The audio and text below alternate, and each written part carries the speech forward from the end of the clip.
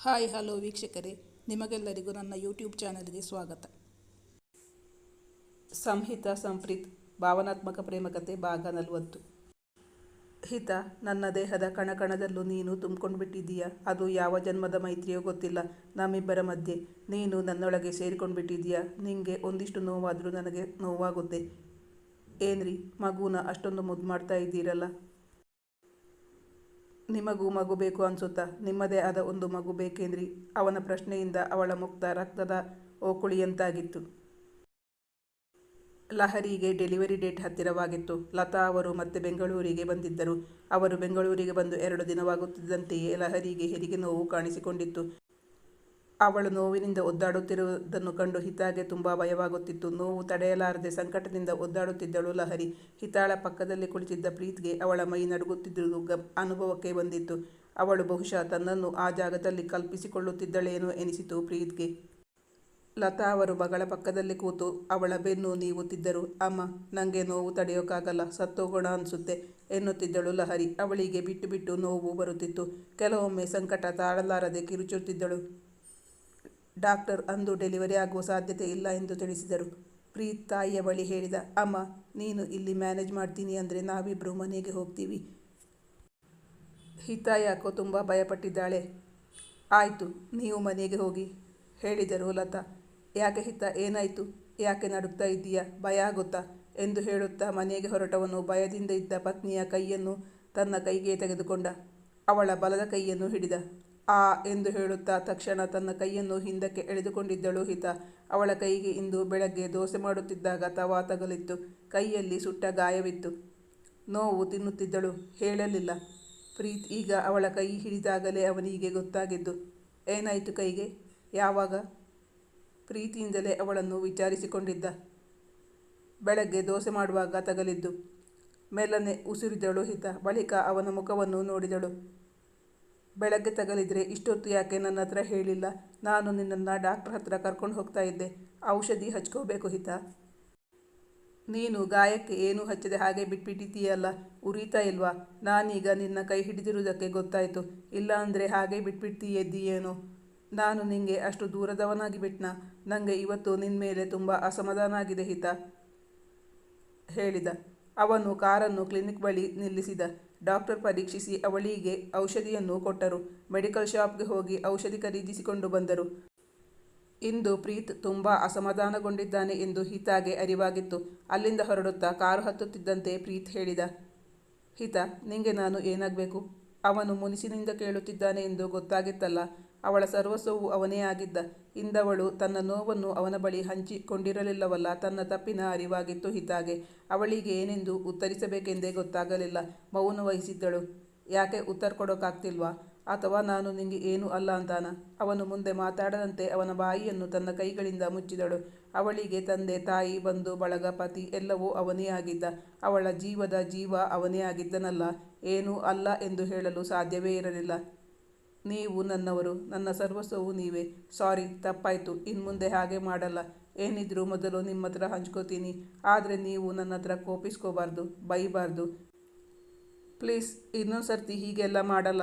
ಇದೊಂದು ಸರ್ತಿ ದೊಡ್ಡ ಮನಸ್ಸು ಮಾಡಿ ನನ್ನನ್ನು ಕ್ಷಮಿಸಿಬಿಡಿ ಹೇಳಿದಳು ಮೆಲುದನಿಯಲ್ಲಿ. ಅವಳ ಗಂಟಲು ಉಬ್ಬಿ ಬಂದಿತ್ತು. ಅವಳು ಮಾಡಿದ ಕೆಲಸದಿಂದಾಗಿ ಅವನು ತುಂಬ ನೊಂದಿದ್ದಾನೆ ಎಂದು ಅವಳಿಗೆ ಮನವರಿಕೆಯಾಗಿತ್ತು. ನಿಂಗೆ ಏನಾದರೂ ಆದರೆ ನನಗೆ ಸಹಿಸೋಕೆ ಆಗಲ್ಲ ಗೊತ್ತಾ?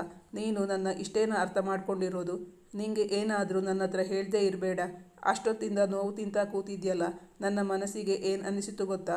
ನಾನು ನಿನಗೆ ಹೊರಗಿನವನು ಅಂತ. ಅದಕ್ಕೆ ನೀನು ನಿನ್ನ ನೋವು ಕಷ್ಟಗಳನ್ನು ನನ್ನ ಹತ್ರ ಹೇಳ್ಕೋತಿಲ್ಲ ಅಂತ. ಮನಸ್ಸಿಗಾಗೋ ನೋವು ದೇಹಕ್ಕೆ ಆಗುವ ನೋವಿಗಿಂತ ಹೆಚ್ಚು. ಹಿತ, ನನ್ನ ದೇಹದ ಕಣಕಣದಲ್ಲೂ ನೀನು ತುಂಬಿಕೊಂಡ್ಬಿಟ್ಟಿದ್ದೀಯ. ಅದು ಯಾವ ಜನ್ಮದ ಮೈತ್ರಿಯೋ ಗೊತ್ತಿಲ್ಲ ನಮ್ಮಿಬ್ಬರ ಮಧ್ಯೆ. ನೀನು ನನ್ನೊಳಗೆ ಸೇರಿಕೊಂಡ್ಬಿಟ್ಟಿದ್ದೀಯ. ನಿಂಗೆ ಒಂದಿಷ್ಟು ನೋವಾದರೂ ಅದು ನನಗೆ ನೋವಾಗುತ್ತೆ. ನಾನು ಹೇಳೋದು ಅತಿಶಯೋಕ್ತಿ ಅಂತ ನಿಂಗೆ ಅನ್ನಿಸ್ಬೋದು, ಆದರೆ ಇದು ಸತ್ಯಹಿತ. ಹೌದು, ಅವನು ನಿಜವಾಗಿಯೂ ಅವಳ ನೋವನ್ನು ತನ್ನ ನೋವೇ ಎಂದು ಅನುಭವಿಸುತ್ತಿದ್ದ. ಅವಳು ಅವನೊಂದಿಗೆ ಬಂದಾಗನಿಂದ ಅವಳಿಗಾಗಿ ಅವನು ತನ್ನ ಕೈಲಾದಷ್ಟು ಸಹಾಯವನ್ನು ಮಾಡುತ್ತಲೇ ಬಂದಿದ್ದ. ಅವಳನ್ನು ಇನ್ನಿಲ್ಲದಷ್ಟು ಪ್ರೀತಿಸುತ್ತಿದ್ದ. ಅವಳ ಕಣ್ಣೀರಿಗೆ ಸ್ಪಂದಿಸುತ್ತಿದ್ದ. ಇವತ್ತಿಂದ ಗಾಯ ಗುಣ ಆಗೋವರೆಗೂ ಗಾಯಕ್ಕೆ ನೀರು ತಗಲಿಸಬೇಡ. ಆ ಕೈಯಲ್ಲಿ ನೀನು ಯಾವ ಕೆಲಸವನ್ನು ಮಾಡೋಕ್ಕೆ ಹೋಗಬೇಡ. ಒಂದು ವೇಳೆ ನನ್ನ ಮಾತಿನ ವಿರುದ್ಧವಾಗಿ ಹೋಗಿದ್ದೆ ಆದರೆ ನಾನು ನಿನ್ನತ್ರ ಮಾತೇ ಆಡಲ್ಲ. ಹೇಳಿದ್ದು ಗೊತ್ತಾಯ್ತಾ? ಅವಳ ಕಣ್ಣುಗಳು ಆಗಲೇ ತುಂಬಿ ಹರಿಯಲಾರಂಭಿಸಿದ್ದವು. ಅವನು ಅವಳ ಬಗ್ಗೆ ಕಾಳಜಿಯಿಂದಲೇ ಹೇಳುತ್ತಿರುವುದಲ್ಲವೇ? ಅವನ ಮಾತಿಗೆ ಒಪ್ಪಿಗೆ ಇತ್ತಳು ಹಿತ. ಮತ್ತೊಮ್ಮೆ ಅವನ ಕ್ಷಮೆ ಯಾಚಿಸಿದಳು. ಮನೆಗೆ ತಲುಪುತ್ತಲೇ ಅವಳ ಗಾಯಕ್ಕೆ ಔಷಧಿ ಹಚ್ಚಿದ. ಅವನ ಪ್ರೀತಿಗೆ ಅವಳ ಕಣ್ಣುಗಳು ಮತ್ತೆ ತುಂಬಿಕೊಂಡವು. ಸಾಕು, ಇನ್ನೂ ಅಳ್ಬೇಡ. ಅವಳ ನೀರು ತುಂಬಿದ ಕಣ್ಣುಗಳನ್ನು ತನ್ನ ತುಟಿಗಳಿಂದ ಒರೆಸಿದ. ಬಳಿಕ ಅವಳನ್ನು ತನ್ನ ಬಲಿಷ್ಠ ಬಾಹುಗಳಲ್ಲಿ ಬಂಧಿಸಿಕೊಂಡ. ನಾನು ನಿನ್ನವನು ಹಿತ.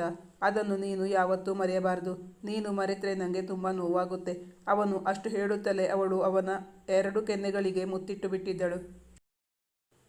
ಬಳಿಕ ಹೇಳಿದಳು, ಸಾರಿ, ಇನ್ನೊಂದ್ಸತಿ ಹೀಗೆ ಮಾಡಲ್ಲ. ಅವಳು ಕೂಡ ತುಂಬ ನೊಂದಿದ್ದಾಳೆ ಎಂದು ಅವನಿಗೆ ಮನವರಿಕೆಯಾಗಿತ್ತು. ಅವಳ ಮುಖದಲ್ಲಿ ನಗು ಅರಳಿಸುವುದು ಅವನ ಜವಾಬ್ದಾರಿಯಾಗಿತ್ತು. ಈಗ ಬೇಕೆಂದೇ ಅವಳನ್ನು ರೇಗಿಸಿದ. ಅಂದರೆ ಇನ್ನೊಂದ್ಸತಿ ನನಗೆ ಕಿಸ್ ಮಾಡಲ್ಲ ಅಂತಾನಾ? ಅಂತಹ ತಪ್ಪು ನಾನೇನು ಮಾಡಿದೆ? ನನಗೆ ನೆನಪೇ ಆಗ್ತಾ ಇಲ್ಲ. ಅವಳ ಕೆನ್ನೆ ಈಗ ರಾಗರಂಜಿತವಾಗಿತ್ತು. ಲಜ್ಜೆಯಿಂದ ಮುಖ ತಗ್ಗಿಸಿದಳು. ನಿಜವಾಗಿಯೂ ಅವನಿಗೆ ತುಂಬ ಸಿಟ್ಟು ಬಂದಿತ್ತು. ಆದರೆ ಅವನು ರೇಗಿದರೆ ಅವಳು ತುಂಬ ನೊಂದುಕೊಳ್ಳುತ್ತಿದ್ದಳು. ಪಾಪದ ಹುಡುಗಿ. ಯಾರೂ ಇಲ್ಲ, ಸಂಕೋಚವಾಗಿರಬೇಕು. ತನ್ನ ಬಳಿ ಹೇಳಿಕೊಳ್ಳಲು ಅದಕ್ಕಾಗಿ ಹೇಳಿರಲಿಲ್ಲ. ಈಗ ಎಲ್ಲವೂ ಸರಿ ಹೋಯಿತಲ್ಲ. ಇನ್ನು ಮುಂದೆ ಇಂತಹ ತಪ್ಪು ಮಾಡುವುದಿಲ್ಲ ಎಂದು ಒಪ್ಪಿಕೊಂಡಿದ್ದಾಳಲ್ಲ. ಆದ್ದರಿಂದ ಕ್ಷಮಿಸಿ ಬಿಟ್ಟಿದ್ದ ಪ್ರೀತ್. ಬಳಿಕ ಮೆಲ್ಲನೆ ಹೇಳಿದಳು ಹಿತ, ನೀವು ಒಂದೇ ಒಂದು ಸರ್ತಿ ನನ್ನ ಕ್ಷಮಿಸಿದ್ದೀನಿ ಅಂತ ಹೇಳಿ. ಇಲ್ಲಾಂದರೆ ನನ್ನ ಮನಸ್ಸಿಗೆ ನೆಮ್ಮದಿನೇ ಇಲ್ಲ. ಅವನಲ್ಲಿ ತನ್ನ ಅಳಲನ್ನು ತೋಡಿಕೊಂಡಳು. ನೀನು ಸ್ವೀಟಾಗಿ 2 ಕೆನ್ನೆಗೂ ಕೊಟ್ಟಿಯಲ್ಲ, ಆಗಲೇ ನನ್ನ ಅರ್ಧ ಸಿಟ್ಟೆಲ್ಲ ಇಳಿದು ಹೋಯಿತು. ಈ ಮುದ್ದು ಮುಖದ ಚೆಲುವೆ ಹತ್ತಿರ ಜಾಸ್ತಿ ಹೊತ್ತು ಸಿಟ್ಟು ಮಾಡಿಕೊಂಡು ಇರೋಕ್ಕೆ ಸಾಧ್ಯನೇ ಇಲ್ಲ. ನನ್ನ ಪೂರ್ತಿ ಸಿಟ್ಟು ಇಳಿದು ಹೋಗಬೇಕು ಅಂದರೆ ಇವತ್ತು ರಾತ್ರಿ. ಅವನು ತನ್ನ ಮಾತು ಪೂರ್ತಿಗೊಳಿಸಲಿಲ್ಲ. ಬದಲಾಗಿ ಅವಳತ್ತ ನೋಡಿ ಕಣ್ಣು ಹೊಡೆದ. ಹಿತ ನಾಚಿ ನೀರಾಗಿ ಬಿಟ್ಟಿದ್ದಳು. ಅವನ ಕಣ್ಣುಗಳನ್ನು ಎದುರಿಸುವ ಸಾಹಸ ಮಾಡಲಿಲ್ಲ. ಅವನ ತುಂಟ ಕಣ್ಣುಗಳು ಅವಳನ್ನು ನೋಡಿ ನಗುತ್ತಿದ್ದವು. ರಾತ್ರಿಗೆ ಅನ್ನ ಮಾಡಬೇಕಾಗಿತ್ತು. ಹೇಳಿದಂತೆ ಅವಳ ಕೈಯಲ್ಲಿ ಯಾವ ಕೆಲಸವನ್ನು ಮಾಡಿಸಲಿಲ್ಲ. ಅನ್ನ ಮಾಡಿ ಅವಳಿಗೆ ಊಟ ಮಾಡಿಸಲು ಬಂದಾಗ ಹಿತ ಹೇಳಿದಳು, ಬೇಡ, ನಾನು ಸ್ಪೂನಲ್ಲಿ ಊಟ ಮಾಡ್ತೀನಿ, ನೀವು ಊಟ ಮಾಡಿ. ಇವತ್ತು ನೀನು ಆಗಲೇ ಒಪ್ಕೊಂಡಿದ್ದೀಯಾ ನಾನು ಹೇಳಿದ ಮಾತು ಕೇಳ್ತೀನಿ ಅಂತ? ಇವತ್ತು ಒಂದೇ ತಟ್ಟೆಯಿಂದ ನಾವಿಬ್ಬರು ಊಟ ಮಾಡೋದು. ಒಂದು ತುತ್ತು ನಿಂಗೆ, ಒಂದು ತುತ್ತು ನನಗೆ. ನಾನು ಊಟ ಮಾಡಿಸ್ತೀನಿ. ಎಷ್ಟೋ ದಿನಗಳ ಬಳಿಕ ಮನೆಯಲ್ಲಿ ಯಾರೂ ಇರಲಿಲ್ಲ. ಅವರಿಬ್ಬರೇ. ಜೀವನದ ರಸ ನಿಮಿಷಗಳು. ಅವಳನ್ನು ಕಾಡಿಸಿ ಮುದ್ದಿಸಿ ಊಟ ಮಾಡಿಸುತ್ತಿದ್ದ ಪ್ರೀತ್. ಇಂದು ಎಂದಿಗಿಂತ 4 ತುತ್ತು ಹೆಚ್ಚೇ ಊಟ ಮಾಡಿದ್ದಳು ಹಿತ. ಆಗ ನೀನು ಕೊಟ್ಟಿದ್ದು ಏನೇನೂ ಸಾಕಾಗಿಲ್ಲ ನನಗೆ ಎಂದು ಅವಳತ್ತ ಬಾಗಿದ್ದ ಪ್ರೀತ್. ಇಂದು ಅವನ ಯಾವ ಬೇಡಿಕೆಗಳನ್ನು ತಿರಸ್ಕರಿಸುವ ಮನಸ್ಸೇ ಇರಲಿಲ್ಲ ಹಿತಾಗೆ. ಅವನು ಕೇಳಿದ್ದಕ್ಕೆ ಇಂಟ್ರೆಸ್ಟ್ ಸೇರಿಸಿ ಕೊಟ್ಟುಬಿಟ್ಟಿದ್ದಳು. ಇಂದು ಸಂತೃಪ್ತನಾಗಿ ಮಲಗಿ ನಿದ್ದೆ ಹೋಗಿದ್ದ ಪ್ರೀತ್. ಅವನ ಪ್ರೀತಿಯಲ್ಲಿ ಮಿಂದು ಪುನೀತಳಾಗಿದ್ದಳು ಹಿತ. ಅವಳ ತವರು ಮನೆಯಲ್ಲಿ ಯಾವತ್ತೂ ಯಾರೂ ಇಷ್ಟು ಕೇರ್ ಮಾಡುತ್ತಿರಲಿಲ್ಲ. ಅವಳ ತಂದೆ ಅಂದು ಮನೆಯಿಂದ ಹೊರಹಾಕಿದ್ದು ಈ ಸುಖಮಯ ಕ್ಷಣಗಳನ್ನು ತನ್ನ ಜೀವನದಲ್ಲಿ ಅನುಭವಿಸಲೇನೋ ಎನಿಸಿದ ಕ್ಷಣವಾಗಿತ್ತು ಅದು. ಇಲ್ಲದಿದ್ದಲ್ಲಿ ಪ್ರೀತ್ ಅವಳಿಗೆ ಸಿಗುವ ಸಾಧ್ಯತೆಯೇ ಇರಲಿಲ್ಲವಲ್ಲ. 2 ದಿನ ನೋವು ತಿಂದು ಲಹರಿ ಮುದ್ದಾದ ಗಂಡು ಮಗುವಿಗೆ ಜನ್ಮವಿತ್ತಿದ್ದಳು. ಹಿತ ಮತ್ತು ಪ್ರೀತ್ ಇಬ್ಬರು ಆಫೀಸಿಗೆ ರಜಾ ಹಾಕಿದ್ದರು. ಮಗು ತುಂಬ ಮುದ್ದಾಗಿತ್ತು. ಸುಮಾರು 3.5 kgಯಷ್ಟು ತೂಕವಿತ್ತು. ಹಿತ ಎಂದೂ ಅಷ್ಟು ಚಿಕ್ಕ ಮಗುವನ್ನು ನೋಡಿರಲಿಲ್ಲ. ಪುಟ್ಟ ಗೊಂಬೆಯಂತೆ ಕಾಣುತ್ತಿತ್ತು ಮಗು. ಅವಳಿಗೆ ಮಗುವನ್ನು ತನ್ನ ಕೈಯಲ್ಲಿ ಹಿಡಿದು ಮುದ್ದಿಸುವ ಆಸೆ ಇತ್ತು. ಲತಾ ಅವರ ಕೈಯಿಂದ ಪಡೆದು ಕಣ್ಣಿನಲ್ಲೇ ಮಗುವನ್ನು ಮುದ್ದಿಸುತ್ತಿದ್ದಳು. ಅದನ್ನು ಕಂಡು ಪ್ರೀತ್ ಅವಳ ಬಳಿ ಬಂದು ರೇಗಿಸಿದ, ನಿಂಗೆ ಮಗು ಅಂದರೆ ತುಂಬ ಇಷ್ಟನಾ? ಬಳಿಕ ಅವಳ ಕಿವಿಯ ಬಳಿ ಬಾಗಿ ಪಿಸುದನಿಯಲ್ಲಿ ಕೇಳಿದ, ಏನ್ರಿ ಮಗುನ ಅಷ್ಟೊಂದು ಮುದ್ದು ಮಾಡ್ತಾ ಇದ್ದೀರಲ್ಲ, ನಿಮಗೂ ಮಗು ಬೇಕು ಅನ್ಸುತ್ತಾ? ನಿಮ್ಮದೇ ಆದೊಂದು ಮಗು ಬೇಕೇನ್ರಿ? ಅವನ ಪ್ರಶ್ನೆಯಿಂದ ಅವಳ ಮುಖ ರಕ್ತದ ಓಕುಳಿಯಂತಾಗಿತ್ತು. ಅವನ ಪ್ರಶ್ನೆಗೆ ಉತ್ತರಿಸುವ ಸಾಹಸಕ್ಕೆ ಹೋಗಲಿಲ್ಲ ಹಿತ. ಪತ್ನಿಯ ಕೆಂಪಾದ ಮುಖವನ್ನು ನೋಡುತ್ತಾ ನಗುತ್ತಿದ್ದ ಪ್ರೀತ್ ಸ್ವಲ್ಪ ಹೊತ್ತಿನ ಬಳಿಕ ಹೇಳಿದಳು, ಮಗು ನೋಡೋಕೆ ಲಹರಿ ಥರಾನೇ ಇದೆ ಅನ್ಸುತ್ತೆ. ಲಹರಿ ಡಿಸ್ಚಾರ್ಜ್ ಆಗಿ ಮನೆಗೆ ಬರುವವರೆಗೂ ಹಿತ ಆಫೀಸ್ಗೆ ರಜಾ ಹಾಕಿದ್ದಳು. ಲತಾ ಅವರಿಗೆ ಈಗ ಮಗು ಬಾಣಂತಿಯನ್ನು ನೋಡುವುದೇ ಕೆಲಸವಾಗುತ್ತಿತ್ತು. ಅಡಿಗೆ ಮಾಡಲು ಸಮಯ ಸಿಗುತ್ತಿರಲಿಲ್ಲ. ಮನೆ ಕೆಲಸ ಆಫೀಸ್ ಕೆಲಸ ಎರಡೂ ಹಿತಾಳ ಪಾಲಿಗೆ ಬಂದಿತ್ತು. ತಾನು ಕೆಲಸಕ್ಕೆ ಸೇರಿದ ಮೇಲೆ ಅಕ್ಕನ ವಿದ್ಯಾಭ್ಯಾಸಕ್ಕೆ ದುಡ್ಡು ಹೊಂದಿಸಿಕೊಟ್ಟಿದ್ದಳು ಹಿತ. ಆರ್ಥಿಕವಾಗಿ ಸ್ವಾವಲಂಬಿಯಾದರೆ ಅಕ್ಕನ ಜೀವನ ಸರಿಹೋಗಬಹುದು ಎಂಬುದು ಹಿತಾಳ ಅನಿಸಿಕೆಯಾಗಿತ್ತು.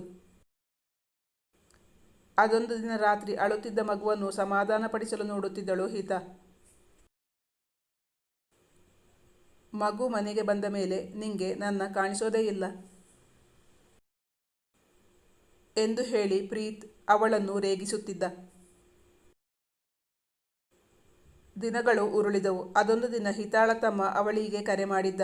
ಅಮ್ಮಂಗೆ ಹುಷಾರಿಲ್ಲ, ಹಾಸ್ಪಿಟಲಲ್ಲಿ ಅಡ್ಮಿಟ್ ಮಾಡಿದ್ದೀವಿ, ನಿಂಗೆ ಬರೋಕ್ಕಾಗುತ್ತಾ ಅಂತ ಕೇಳೋಕೆ ಫೋನ್ ಮಾಡಿದ್ದು. ಅಮ್ಮಂಗೆ ಏನಾಗುತ್ತೆ? ಯಾವ ಹಾಸ್ಪಿಟಲ್? ಗಾಬರಿಯಿಂದ ವಿಚಾರಿಸಿಕೊಂಡಳು ಹಿತ. ಅಮ್ಮಂಗೆ ಗೈನಿಕ್ ಪ್ರಾಬ್ಲಮ್, ಆಪರೇಷನ್ ಆಗಬೇಕು ಅಂತ ಹೇಳಿದ್ದಾರೆ ಡಾಕ್ಟರ್. ಪ್ರಶಾಂತಿ ನರ್ಸಿಂಗ್ ಹೋಮ್ನಲ್ಲಿ ಅಡ್ಮಿಟ್ ಮಾಡಿದ್ದೀವಿ. ಅಮ್ಮ ನಿನ್ನನ್ನು ನೋಡಬೇಕು ಅಂತ ಹೇಳ್ತಾ ಇದ್ದಾರೆ. ನಾಳೆ ಬರೋಕ್ಕಾಗುತ್ತಾ? ಬರ್ತೀನಿ. ನಾಳೆ ನಾನು ಆಫೀಸ್ ಕೆಲಸ ಮಾಡಲ್ಲ, ಅಮ್ಮನ ಮೀಟ್ ಮಾಡೋಕ್ಕೆ ಬರ್ತೀನಿ. ಮತ್ತೆ ನಾನು ಬಂದರೆ ಅಪ್ಪ ಏನಾದರೂ ಹೇಳ್ತಾರೋ ಏನೋ? ತಮ್ಮನ ಬಳಿ ವಿಚಾರಿಸಿಕೊಂಡಳು ಹಿತ. ನಾಳೆ ಬೆಳಗ್ಗೆ ಅಪ್ಪ ಹಾಸ್ಪಿಟಲಲ್ಲಿ ಇರಲ್ಲ, ನೀನು ಬಾ. ಹಾಸ್ಪಿಟಲ್ನಲ್ಲಿ ತಂದೆ ಇದ್ದರೆ ಅವರ ಕೆಂಗಣ್ಣಿಗೆ ಗುರಿಯಾಗಬೇಕಾಗುತ್ತದೆ. ಅದಕ್ಕಾಗಿ ವಿಚಾರಿಸಿಕೊಂಡಿದ್ದಳು ಹಿತ. ವೀಕ್ಷಕರೇ, ಇವತ್ತು ನಾನು ಸ್ವಲ್ಪ ಬ್ಯುಸಿ ಇದ್ದೆ, ಲೇಟ್ ಆಯಿತು, ಸಾರಿ.